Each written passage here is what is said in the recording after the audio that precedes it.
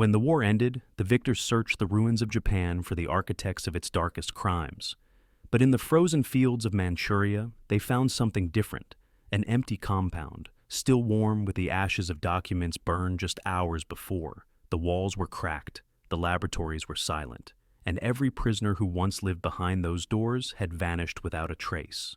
This was the place called Unit 731, a facility built not for healing, but for the systematic unmaking of human life. Its doctors had fled, its commanders had disappeared, and the world, desperate for justice, would soon discover a truth far more disturbing than the crimes themselves. Because in the chaos of the Cold War, these men would not be hunted, condemned, or remembered as monsters. They would be forgiven, protected, rewarded. September 1945.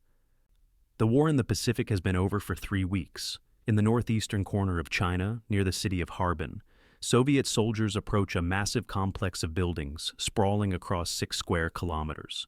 They expect resistance. They find none. The compound is called Pingfang.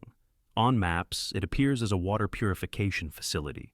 But the soldiers notice details that don't align with that story. The walls are reinforced concrete, 3 meters thick. Guard towers stand at every corner and everywhere, on tables and courtyards, scattered across laboratory floors, are the remains of hastily destroyed documents. The air still carries the acrid smell of burning paper and chemicals. In one building, investigators find furnaces large enough to hold human bodies. In another, rows of empty cells with observation windows. In a third, surgical equipment arranged on steel tables, stained with substances no one wants to identify. Whatever happened here ended in a desperate rush.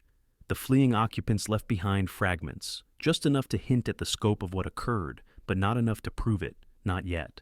To understand what Pingfang became, we must first understand the man who built it. Shiro Ishii was born in 1892 into a wealthy landowning family in Chiba Prefecture. Brilliant, ambitious, and arrogant, he graduated from Kyoto Imperial University Medical School with honors. But Ishii was never content with conventional medicine. He wanted to reshape warfare itself. In the 1920s, as Japan expanded its imperial ambitions across Asia, Ishii became obsessed with biological warfare. He studied the 1925 Geneva Protocol, which banned the use of chemical and biological weapons. To Ishii, this wasn't a moral boundary, it was a sign of opportunity. If every nation feared these weapons enough to ban them, he reasoned, then whoever mastered them first would hold unimaginable power. In 1932, Japan established the puppet state of Manchukuo in northeastern China. For Ishii, this vast territory, far from international scrutiny, became the perfect laboratory. With full military backing, he began construction on what would become Unit 731. The official name was Bland Bureaucratic Camouflage, the Epidemic Prevention and Water Purification Department of the Kwantung Army.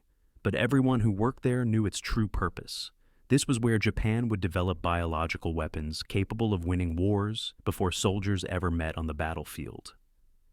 Construction of the Pingfang complex began in 1936. It would take 3 years and thousands of forced laborers to complete. When finished, it housed over 150 buildings, laboratories, barracks, crematoria, prisons, administrative offices, and even amenities for the families of Japanese personnel. More than 3,000 people worked here: doctors, microbiologists, entomologists, engineers, soldiers, administrators. Most were young, educated Japanese men who saw themselves as serving their emperor and advancing science. They wore white coats. They kept meticulous records. They published papers, received promotions, and wrote letters home describing their important work. But the facility had another population. These people had no names in the official records, only numbers. They were called maruta, a Japanese word meaning logs of wood, prisoners, test subjects, human beings reduced to raw material. They came from Chinese prisons, Soviet detention centers, and occupied territories. Resistance fighters, suspected spies, ordinary civilians caught in security sweeps. Once they entered Pingfang, they never left. There were no releases, no transfers, no exceptions. What came next would fracture the moral certainty of the post-war world. But beneath the silence, a darker truth waited. Unit 731 operated with the precision of a factory. Each morning began with roll call. Doctors and technicians received their assignments. Subjects were selected from the prison blocks and brought to designated laboratories. The work was divided into specialized departments. Department 1 focused on bacterial research, plague, cholera, anthrax, typhoid. Department 2 studied insects and disease vectors. Department 3 developed weapons delivery systems. Department 4 produced bacterial cultures on an industrial scale. What made Unit 731 different from other military research facilities was its approach to testing. In most countries, scientists conducted animal trials and carefully controlled human studies with ethical oversight. At Pingfang, human subjects were treated as no different from rats or guinea pigs. Doctors infected prisoners with diseases to observe the progression of symptoms. They performed surgeries without anesthesia to study the effects of blood loss and shock. They exposed subjects to extreme temperatures to test the limits of human endurance. They dissected living prisoners to examine organs before decay set in. These weren't rogue experiments conducted in secret. They were official research protocols, documented in detail, reviewed by senior staff, and funded by the Japanese military budget. How does a doctor, trained to heal, bound by professional ethics, justify participation in systematic torture? The staff of Unit 731 constructed elaborate justifications. They told themselves they were serving the emperor, protecting Japan from foreign threats, advancing medical knowledge. They described prisoners as criminals who deserve punishment, as enemies who would kill Japanese soldiers if released, as people who would die anyway so their deaths might as well serve a purpose. The empire provided a framework that made cruelty seem rational. Japanese education in the 1930s emphasized racial hierarchy, national destiny, and the divine right of the emperor. The Chinese, Koreans, and Russians held at Pingfang were portrayed not as human beings with equal moral status, but as lesser peoples standing in the way of Japan's rightful expansion. Ishii himself cultivated a culture of scientific pride. He convinced his staff that they were pioneers, that future generations would recognize their courage in pursuing difficult but necessary research. He rewarded productivity with promotions, bonuses, and recognition.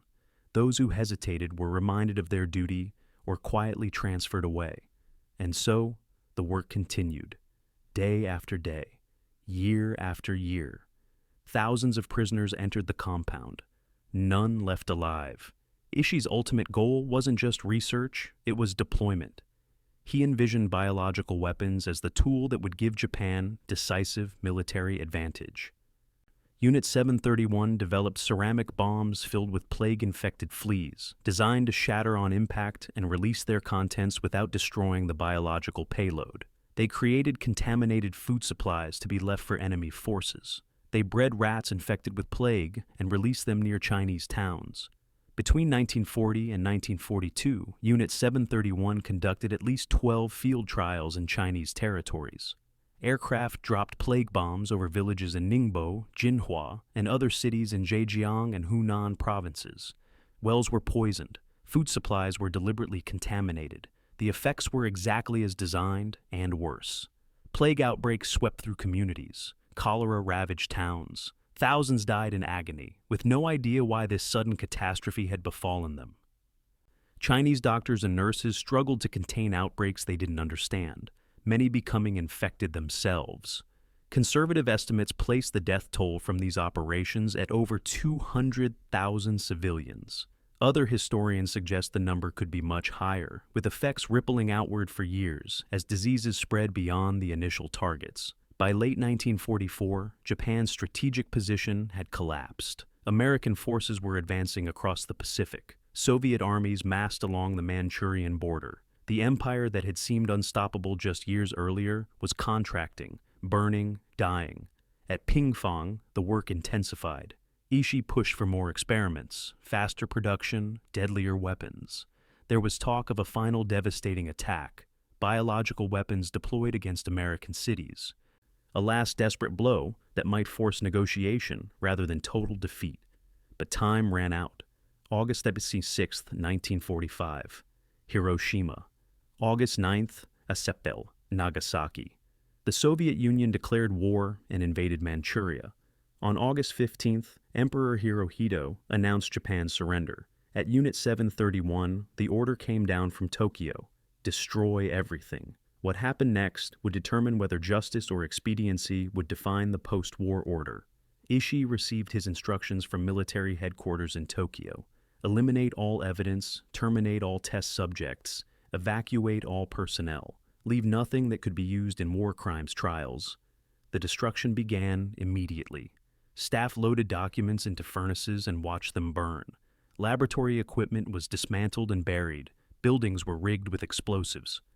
Chemical stores were dumped into nearby rivers. And the prisoners, all of them, numbering in the hundreds at that moment, were methodically executed. Some were poisoned, others were shot.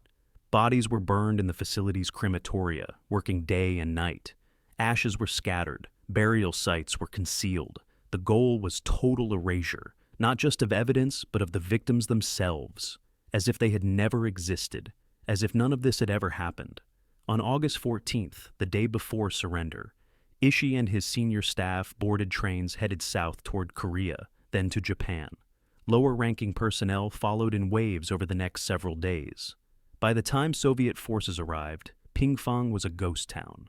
The Soviet military investigators who entered Pingfang in late August found a facility that had been systematically gutted. But the destruction had been rushed, and in their haste, Unit 731's personnel had left traces. In one building, they found partially burned documents, enough to identify the facility's purpose and key personnel. In another, they discovered preserved tissue samples and bacterial cultures that had been overlooked. Former Chinese laborers who had worked at the facility came forward, describing what they had witnessed. The Soviets realized immediately what they had discovered. This wasn't just a war crime, it was a potential intelligence goldmine. If Unit 731 had successfully developed advanced biological weapons, that knowledge could be valuable. If they could capture the scientists involved, they could extract that knowledge. But there was a problem. Ishii and his staff were in Japan, now under American occupation. The Soviets would need to coordinate with their wartime allies. Except the wartime alliance was already fracturing. Tensions between the Soviet Union and the United States were rising. Each side was beginning to see the other not as a partner, but as the next potential adversary. And in that emerging Cold War calculus, Unit 731's scientific data became a prize worth compromising principles to obtain. American occupation authorities in Japan learned about Unit 731 through multiple channels. Soviet communications mentioned the Pingfang facility.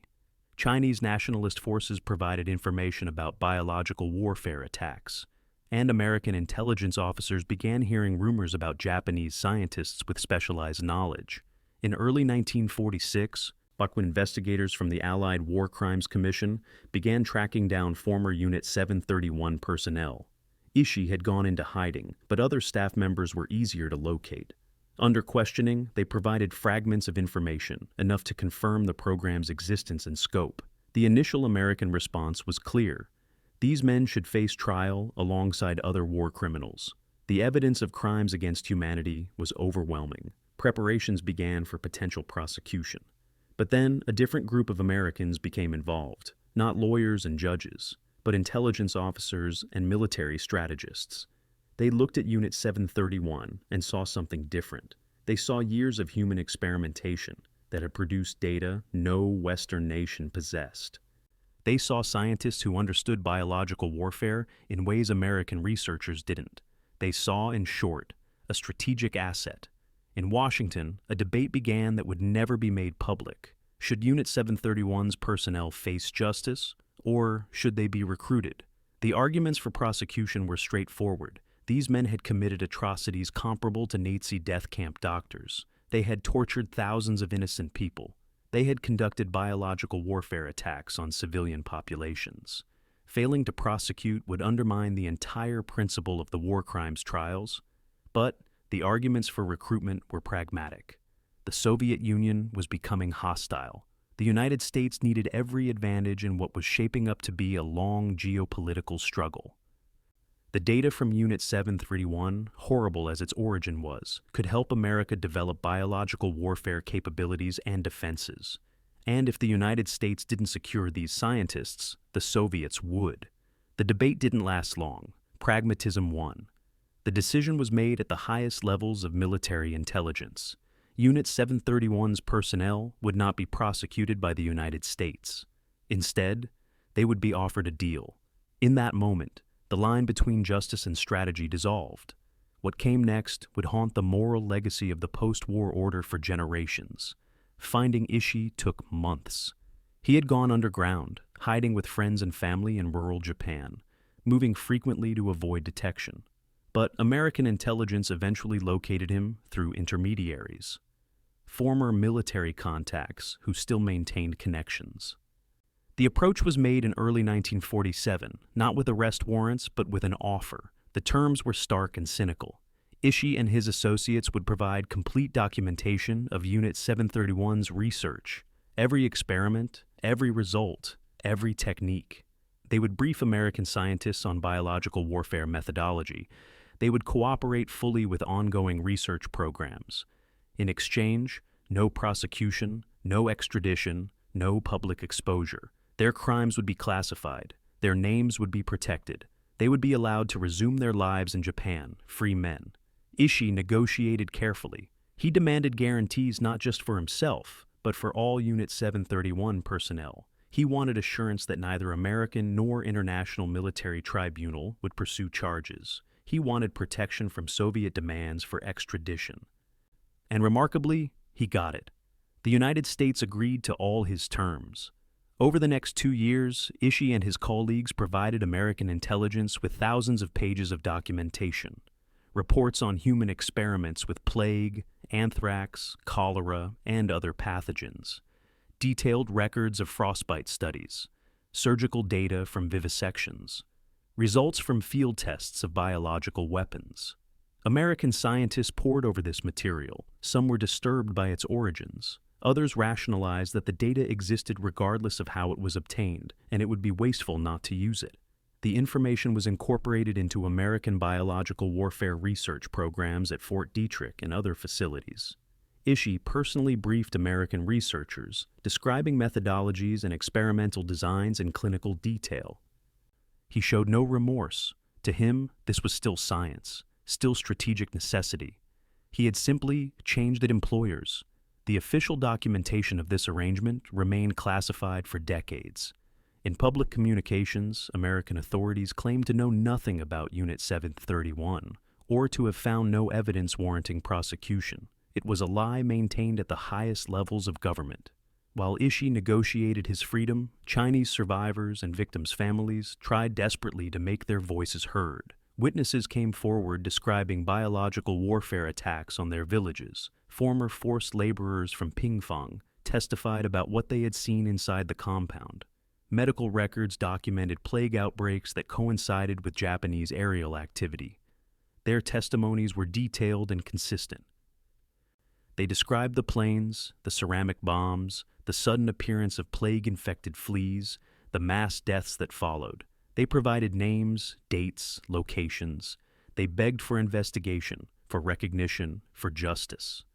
But their appeals went nowhere. The Allied powers were not interested in pursuing cases that might complicate the secret agreement with Ishii. Chinese testimony was dismissed as unreliable or motivated by political bias. Evidence was ignored or classified. At the Tokyo war crimes trials, which prosecuted major Japanese war criminals, Unit 731 was barely mentioned. Ishii was not called to testify.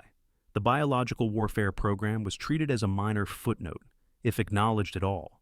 The Soviet Union pushed for investigation, but their motives were suspect. They were conducting their own biological warfare research and wanted access to Japanese data. Their advocacy for prosecution was dismissed as propaganda. Protected by American immunity agreements, former Unit 731 personnel quietly resumed their lives in Japan.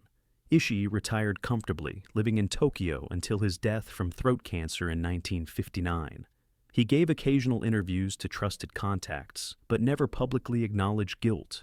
He died unpunished, his crimes protected by military classification.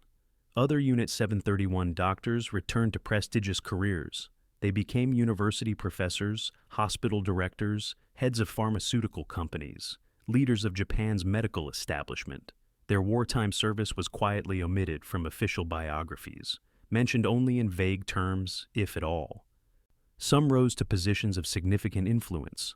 Masaji Kitano, who succeeded Ishii as Unit 731's commander, became president of Green Cross Corporation, a major pharmaceutical company. Ryoichi Naito founded the Japan Blood Bank, later known as Green Cross, using knowledge gained from human blood experiments. They lived normal lives, they raised families, they contributed to society, and they carried secrets that would take decades to fully emerge. The triumph of geopolitical pragmatism over morality was complete. The data obtained from Unit 731 had lasting effects on global biological warfare research. Information on disease transmission, environmental stability of pathogens, and weapons delivery systems influenced Cold War programs on both sides.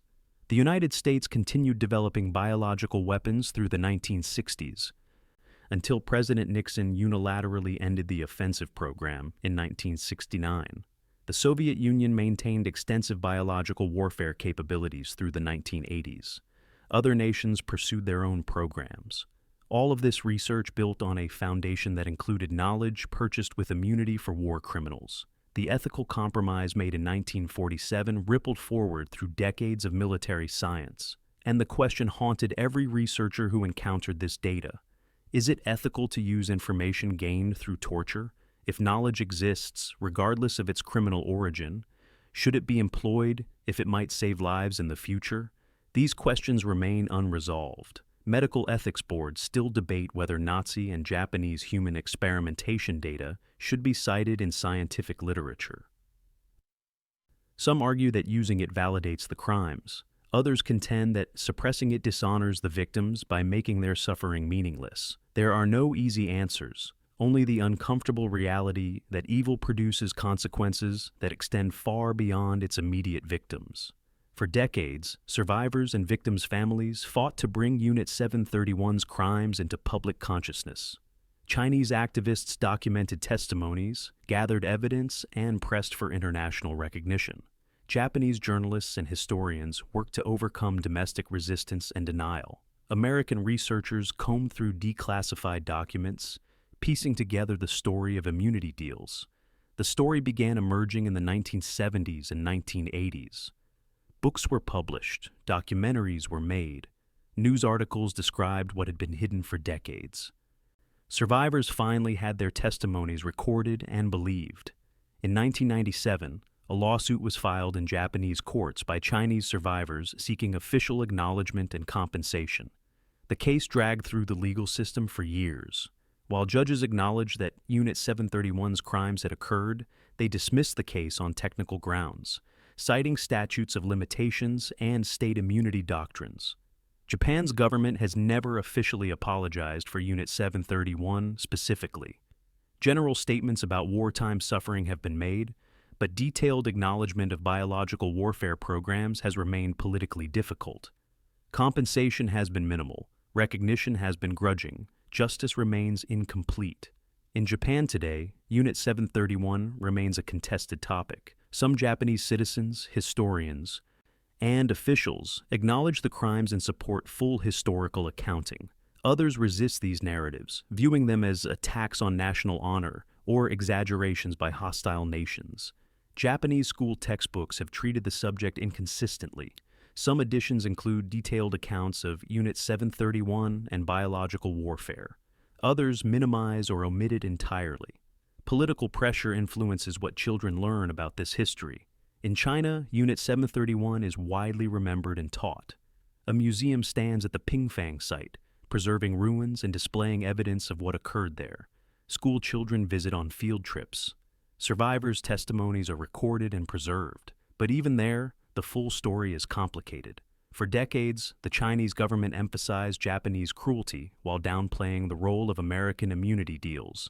As Cold War politics made that revelation diplomatically inconvenient, the broader question remains: how do societies reckon with crimes that were deliberately concealed, perpetrators who were deliberately protected, and justice that was deliberately denied? There is no statute of limitations on historical truth, but there are very real limits on legal accountability when governments choose to obstruct it. Today, the ruins of Unit 731's compound stand as a museum and memorial. Visitors walk through preserved buildings, view excavated artifacts, read testimony from survivors. The site is carefully maintained, a monument to crimes that should never be forgotten. But most of the world has forgotten. Outside of East Asia and specialized historical circles, Unit 731 remains obscure. The name carries none of the immediate recognition of Auschwitz or the rape of Nanking. The victims, thousands of them, remain largely anonymous. The few names we know come from testimony and fragments of records. Most were buried in unmarked graves or cremated without documentation. They vanished as completely as their killers intended. The perpetrators lived and died as free men. Their secrets, purchased with immunity, shaped Cold War science. Their crimes, protected by classification, remained hidden for decades. Some died with reputations intact, honored in their communities, their wartime service known only to themselves and their protectors. This is the war crime the world forgave, not through mercy or understanding, but through calculated indifference, not because justice was impossible, but because justice was inconvenient. The lesson is not that evil goes unpunished. We knew that already. The lesson is that power can choose to shelter evil when doing so serves its interests, that institutions built to uphold justice can abandon it without consequences, that moral clarity dissolves when survival and strategy come into conflict. History does not end where the ruins begin. It continues in the choices we make about what to remember, what to hide, and what price we're willing to pay for truth. The silence after the verdict is not peace, it is absence. And in that absence, the ghosts of the unpunished walk freely, their names protected, their crimes erased by those who should have been their judges.